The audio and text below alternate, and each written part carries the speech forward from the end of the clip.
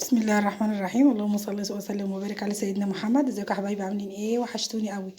النهارده هنعمل فيديو جديد بما ان الشتاء دخل علينا بقى وكده، فعايزين ندفي البيت وندفي انفسنا كده ونعمل حاجه كده سخنه تطري على قلبنا الصبح كده، مع كوبايه شاي، شويه قراقيش مع شويه قرص كده الصبح او اخر النهار كده بالليل واحنا قاعدين، مع شويه شاي كده، كوبايه شاي كده بالنعناع كده في الخمسين، حاجه كده تعدل المزاج زي ما انتم شايفين كده. وابن اختي اهو معايا، كان سقعان كده والجو برد شويه وهو لابس لي بنص كم بقى، فايه قلت له تعالى جنب مني هنا جنب الفرن كده عشان تدفى. عملت له كوبايه ينسون واحنا عملنا شاي بقى لنفسنا وكده، وقلنا ايه ناكل قراقيش ولا قرص كده طالعه من الفرن حلوه كده لسه سخنه كده. سموا الله وصلوا على رسول الله، ويلا بينا نبدأ الفيديو مع بعض ونشوف هنعمل ايه. وعملنا من 3 كيلو دقيق، بسم الله ما شاء الله، كمية القرص والقراقيش اللي انتوا شايفينها دي حاجة كده تملى العين، حاجة تحفة. يلا بينا يلا بينا. معايا 3 كيلو من الدقيق. المقادير بتاعتي 3 كيلو من الدقيق، كيلو وربع من السمنة، 3 كوبايات من اللبن او المية ما يعادل 800 جرام، معلقة بيكنج باودر، معلقة خميرة فورية، 3 معالق من جوز الهند، آه، كوباية سكر وكوباية سمسم. خلاص المقادير بتاعتنا.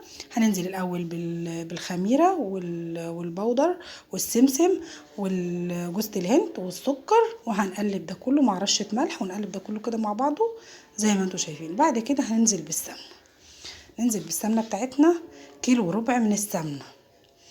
عايزه تقللي شويه ماشي، مش في مشكله، كيلو هيبقى حلو خالص على على التلاتة كيلو دقيق، بس انا عملت كيلو وربع من السمنه، ظبطوا معايا جدا. ممكن تعملي كيلو من السمنه وتخلطي عليهم ربع كيلو من الزيت، هيدوكي طعم رائع، ويخلوا القراقيش او الكعكه كده مقرمشه كده، فيها قرمشه كده من بره او جرنشه كده من بره كده، واللون بتاعها ذهبي وجميل خالص. ويستحسن تكون السمنه سمنه بيضه، بس والله انا ما عندي سمنه بيضه، فالمهم انا عايزه اعمل بقى شويه قراقيش والقرص لاخواتي وكده وهي قاعده معايا، فقلت مش مشكله اي سمنه موجوده عندي. بعد كده بقى نزلنا بالسمنه الاول بقى، ببس العجينه زي ما انتم شايفين بالسمنه الاول خالص، ما بنزلش باي ميه ولا اي لبن ولا اي حاجه خالص، لازم السمنه الاول لحد لما الدقيق بتاعي يروح نهائي. بعد كده بنزل باللبن او الميه الموجود عندك، يعني مش هيتفرق خالص، يا لبن يا ميه. 3 كوبايات على 3 كيلو دقيق، 3 كوبايات بيعادلوا 800 جرام. نزلت بكوبايه وادي التانية من اللبن، ونزلت بكوبايه ميه، او لسه ما نزلتش مش خدت بالي برضو. المهم ان ايه، عجنت العجينه وطلعت بالشكل والقوام اللي انتوا شايفينه الجميل ده، ملبن، تحسي انها ملبن كده تحفه. يلا بينا نعمل العجوه مع بعض. معايا نص كيلو من العجوه، ربع كيلو من ربع كوبايه سمسم، وعليها معلقه زبده، وضربتهم قلبتهم مع بعض، عجنتهم مع بعض كده. وبعد كده هنشكل العجينه بتاعتنا. نشكلها ازاي؟ جبت قطعة من العجينة وفردتها زي ما انتوا شايفين كده، وبعد كده هجيب قطعة عجوة وافردها فوق العجينة برضو بالشكل اللي هتشوفوه دلوقتي قدامكم حالا. بتفردي العجينة كويس، وبعد كده بتخليها يعني ايه مربعة، تشكليها زي ما انت شايفة. بصي عينك قدامك هتشوفي انا بعمل ازاي، اعملي زيي بالظبط. تمام تمام لحد كده تمام. هبدأ اشكل العجوة بقى وارصها فوق العجينة. العجوة بتاعتي طرية بقى وعجوة كويسة يعني، نوعيتها حلوة. بتجيبيها من الشرقاوي او من صبح نخلة، اللي من فاقوس هيكون عارف الشرقاوي او صبح نخلة. العجوة بتاعته او السمسم، لا السمسم بيعوز بصي فيه ولا العجوة، بس طبعا انا كده كده انا بقرف من السمسم، فبحب اغسله وبعد كده بصفيه واروح مدياه تشويحة على البوتاجاز كده ينشف معايا. هبدأ اشكل بقى العجينة زي ما انتوا شايفين كده. بصوا القرقيش بتاعتي بتطلع تحفة بالطريقة دي، تحفة كده زي ما انتي بتجيبها من الفرن بالظبط.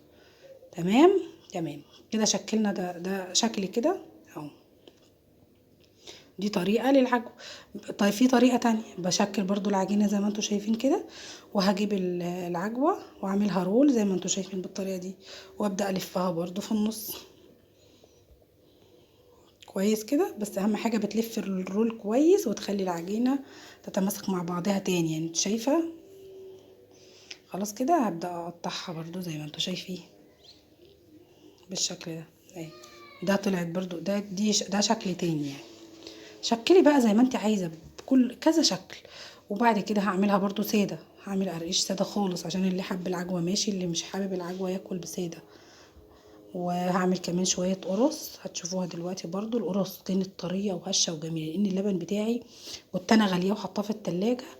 بايت عندي في التلاجة من بالليل، فكان عامل وش قشطه كده جامد كده، تحس ان انا عامله القرص بالقشطه، مش عاملاها باللبن كده، لا تحس ان انا عاملاها بالقشطه، بتبقى تحفه بقى طعمها جميل.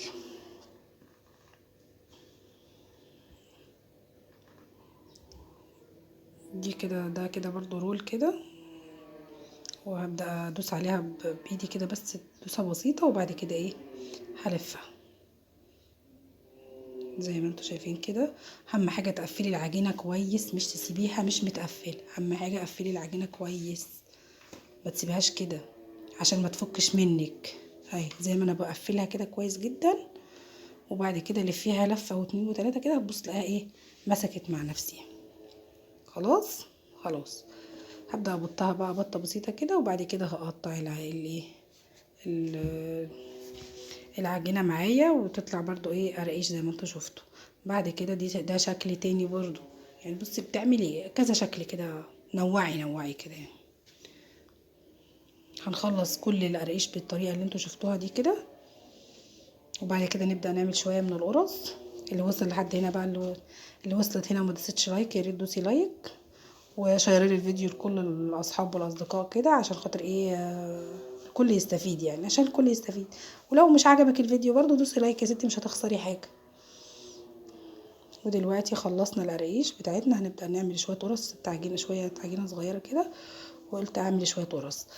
طبعا في حاجه كده، ان لو فاض عندي سمسم كنت انا وريتها لكم.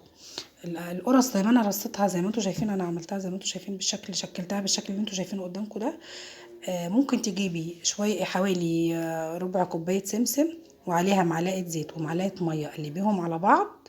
وبعد كده هاتي القرصه وروحي دايسه على السمسم كده، هيلزق معاكي في وش القرصه، هتطلع القرصه فظيعه تحفه، زي المحلات ما بتعمل بالظبط. انت مش بتروحي كده المحل كده، محل القرص بتلاقي فيه قرصه كده كلها سمسم من على الوش، اعمليها بالطريقه دي.